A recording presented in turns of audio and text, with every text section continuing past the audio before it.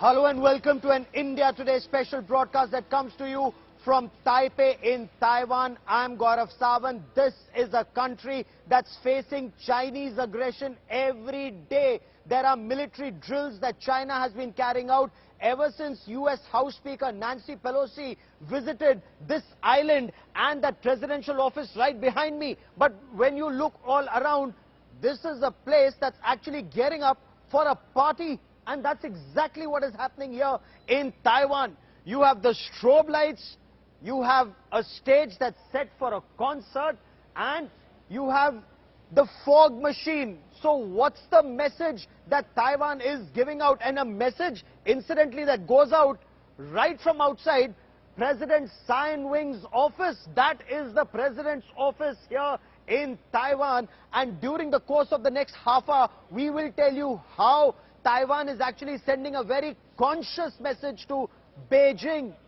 It's a message from Tsai Ing-wen to Xi Jinping that Taiwan is not scared, that Taiwan will not buckle under pressure, that Taiwan will continue to party hard and to fight hard to protect its integrity.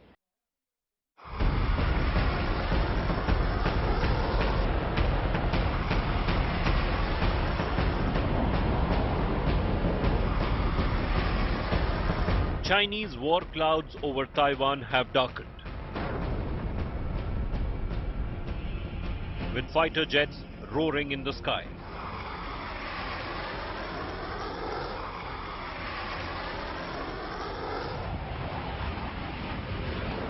Missiles blasting off from Chinese launch pads.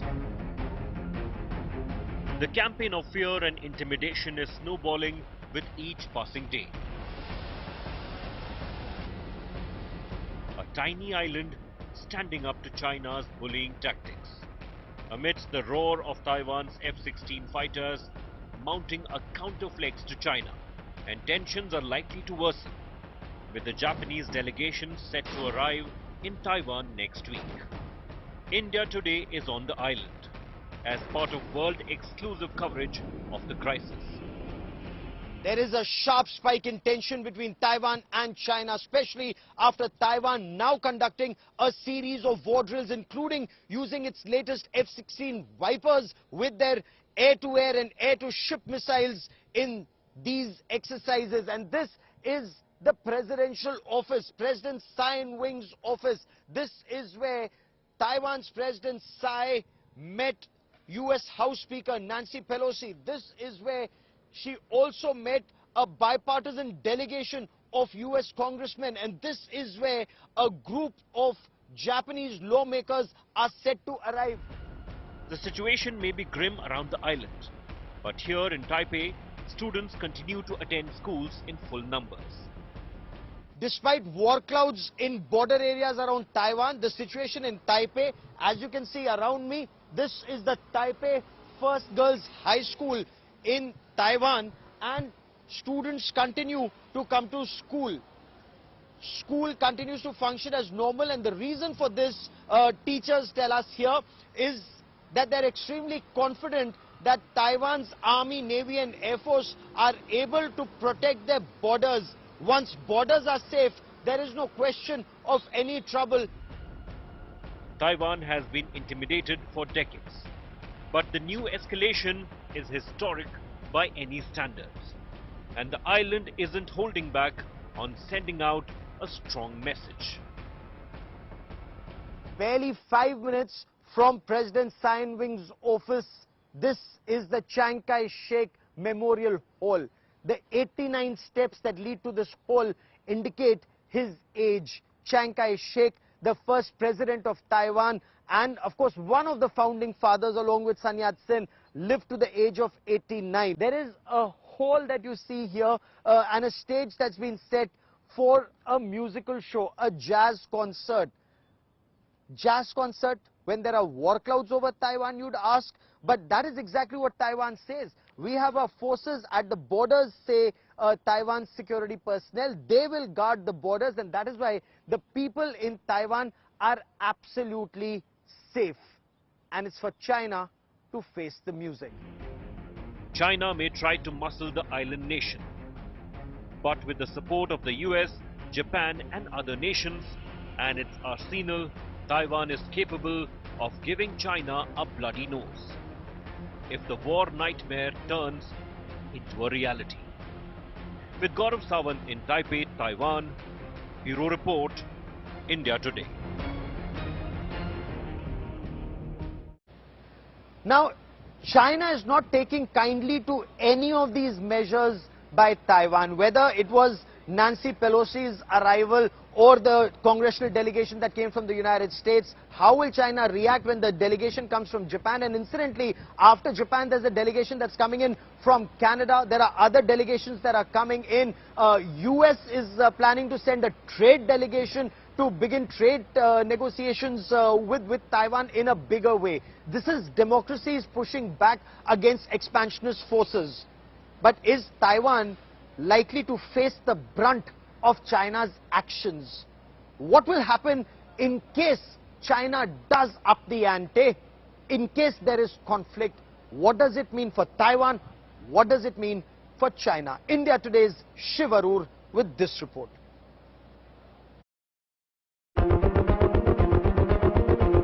Can China capture Taiwan using air power? With such a giant air force, what would such an air campaign look like? Let's get one thing totally clear.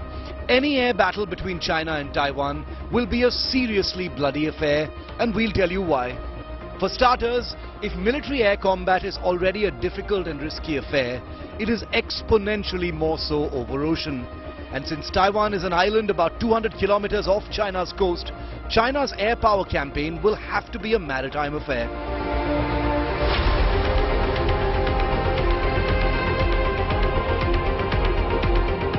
In March 2021, in a demonstration flight that shadowed the current crisis, China conducted an aerial mission specifically focused on aerially surrounding Taiwan and cutting it off entirely from the eastern side.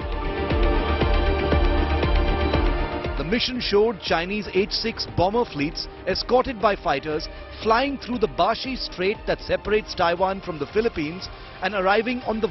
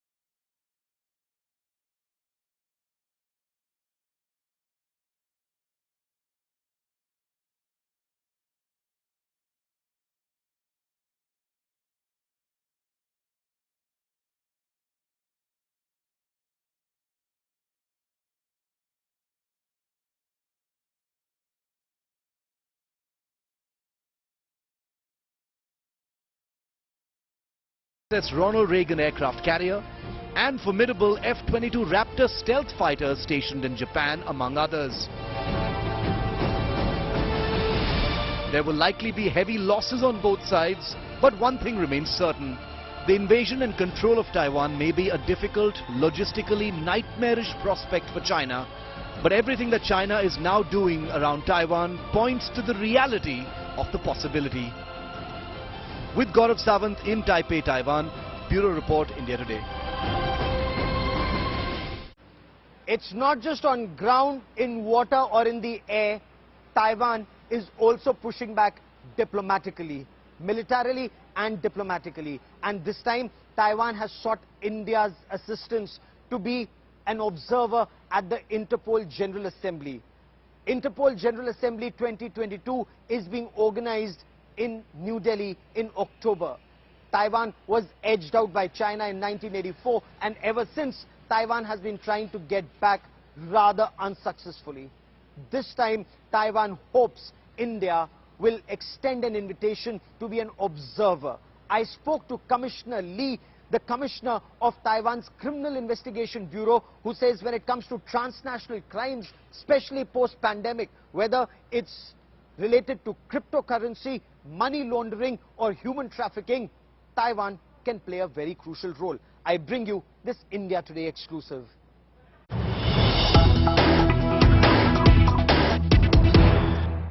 Post the COVID pandemic of 2019, what has been your finding? What's the biggest spurt in crime? Is it money laundering related to cryptocurrency, or is it human trafficking? What have Taiwan's findings been? Post-pandemic fraud crime is very serious in our country and all over the world. All the criminals are able to facilitate internet and try to conduct money laundering for cryptocurrency. Once these frauds are committed, they ask the victims to earn money through the cryptocurrency platform. So we discovered that post-pandemic fraud crime has become notorious and a big issue for the police officers all over the world. The biggest meet of police personnel from across the world, the Interpol General Assembly, is taking place in India in October. What is your strategy as Taiwan police to be a part of this? Taiwan is not a member state of Interpol. However, India is the host country that had the power to invite the police body from all over the world to participate in the General Assembly. We hope and expect that India and other Interpols invite Taiwan as an observer. And Taiwan is not taking China's aggression lying down. In fact, Taiwan has roared once again. So you have the F-16 Vipers, the latest versions of the F-16 with advanced avionics and with Sidewinder air-to-air, AMRAAMs air-to-air missiles and Harpoons anti-ship missiles. These aircraft have been carrying out not just combat air patrols but also special mission. And this mission has been shown to the people of Taiwan. That's a very strong message that Taiwan is sending out. President Tsai Ing-wen is sending out that message that China cannot browbeat Taiwan. China cannot bully Taiwan. Taiwan does not want to fight, but Taiwan will not shy away from one either. Advanced Taiwanese F-16V fighters roaring into the night sky. A show of force and a mega muscle flex in the face of China's uninterrupted campaign of intimidation. Seen here at the Hualien Air Base on Taiwan's mountainous east coast, weapons are slung onto these F-16Vs, Taiwan's most up-to-date combat jets, including Harpoon anti-ship missiles capable of long-range hits on Chinese naval vessels. The Hualien base, which has hangars cut out of the side of a mountain, has 2 pilots on duty at any point of time, sitting in their flight suits to be airborne in 6 minutes flat. That means the base exists on scramble alert to swoop up and engage any Chinese aerial threat at super short notice. The tension between the Taiwan Strait is getting higher, and it's obvious in knowing that. But that's still what we're training for, and it's what we're preparing for. So they come and we rise, and so our scramble jet will never stop, and we will stop their offender and outside our defense outside our ADIZ. I won't say there's a lot of change, but our frequency to scramble is getting higher. And so I think the tension from the in the Taiwan Strait is definitely higher. Taiwan has been converting its 141 F-16AB jets to the much more advanced F-16V type and is boosting fleet strength by ordering 66 new F-16Vs from the United States. These jets will have more advanced avionics, weapons and radar systems to better face down the Chinese Air Force, including its J-20 stealth fighters that have been busy buzzing Taiwanese air defenses. After China carried out its war drills, it's Taiwan that's actually sending across a very clear message. So the latest F-16Vs or the Vipers, they were a part of this exercise loaded with Harpoon anti-ship missiles and the Sidewinders and the AIM-120 air-to-air missiles. It's a very clear signal to expansionist forces that they can be countered both in the air and in water. One of the key weapons wielded by Taiwan's F-16V is the AIM-9X Sidewinder air-to-air missile, capable of hot pursuit and kill of Chinese jets at visual range. We condemn the Chinese Communists' continued provocative actions in the Taiwan Strait, disrupting peace within the region. But we must say, maintaining the intensity of our combat readiness training, ensuring the task of combat training is our force's responsibility. In the face of nearly 100 air intrusions in the last 4 days alone, Taiwan's Air Force is also displaying some of its most powerful anti-aircraft weaponry.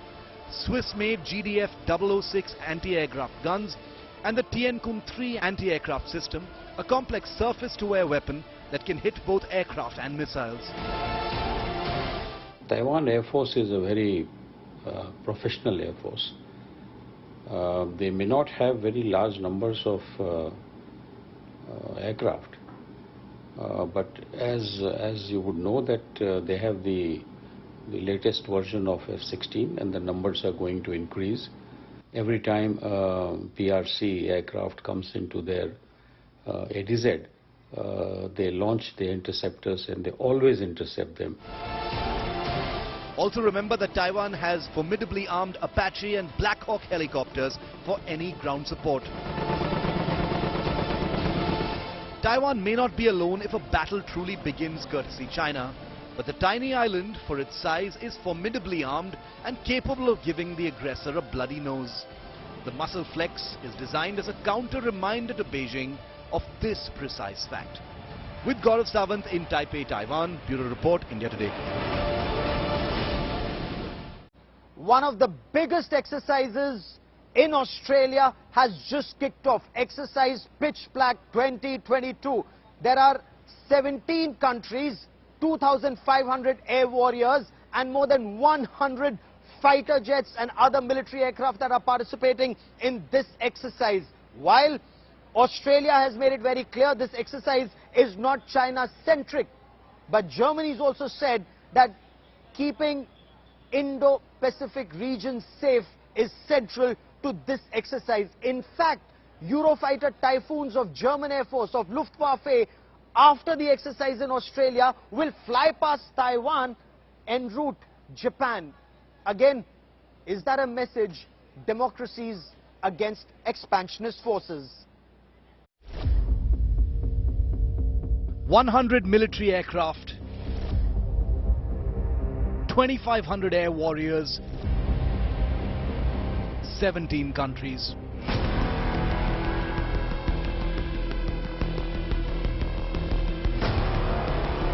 At the Royal Australian Air Force Base Darwin, one of the biggest joint Air Force exercises is getting underway with the aim of enhancing regional security through multinational operations.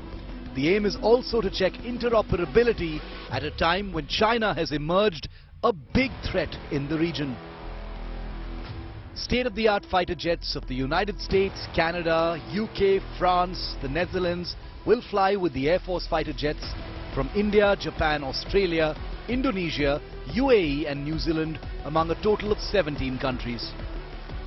The government of the People's Republic of China is the sole legal government representing the whole of China. The One China principle is a prerequisite for Taiwan's participation in external economic cooperation. China opposes any attempt by a country to negotiate and sign economic and trade initiatives with the Taiwan region. Germany is participating in Exercise Pitch Black 2022 with 6 Eurofighter Typhoon jets for the first time. The German aircraft are also to fly to Japan after the exercise and will fly past Taiwan, where China has been conducting a series of very aggressive war drills and live firing exercises. India has sent 6 Sukhoi Su-30 MKI air superiority fighters for the 3-week-long exercise. The Su-30s are accompanied by an IL-78 mid-air refueling tanker as well. Indian Air Force pilots will test their skills against some of the best pilots and aircraft, including F-35s flown by the Royal Australian Air Force. Live firing drills are also part of the massive exercise at the Bradshaw Field Training Area and Delamere Air Weapons Range. While this is a pre-scheduled exercise, this time's pitch black will be focused and coloured on the developing situation between China and Taiwan and what each of these countries will need to do in response if push comes to shove. Regional security and closer ties throughout the Indo-Pacific region is the buzzword of the exercise, where organizers have made it clear it is neither China-centric nor does the exercise have an overarching central theme. The exercise is taking place after a gap of 4 years and will continue for 3 weeks. With Gaurav Sawant in Taipei, Taiwan, Bureau Report, India Today. India Today is the only Indian channel on ground zero here in Taiwan, and we will continue to get you ground realities from Taipei. And this is the reality of Taipei, a party to keep the morale high. The F-16 Vipers taking off from various airfields is also a ground reality. A Taiwan corvette coming very close to a Chinese frigate is also a ground reality in the waters around Taiwan Straits. And we will continue to report every reality from ground zero. But that is all we have time for on this special broadcast from outside President Tsai Ing-wen's office in Taipei. Many thanks for watching. News and updates continue on India Today. Stay with us.